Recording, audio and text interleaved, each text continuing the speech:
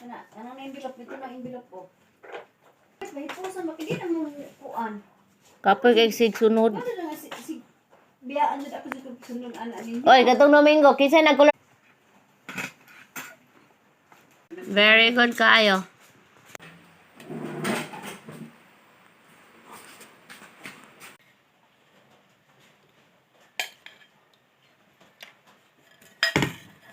Pinanas pa kaon. Kinsa may kasagaran maglabay ng basura di ay? Si Nicole, si Lote. Ay, mga bata ah. Pagsuksok ang laplen. Imong katripos kwarto sa imong kuya ni Kiki. Ito di mama Wilton. Masaya ko pagkaon. Kasi man na nagkuan. Kamaon na mo right. Ang tipo na mo. Ang kaya ito. Yan ito na mo din eh.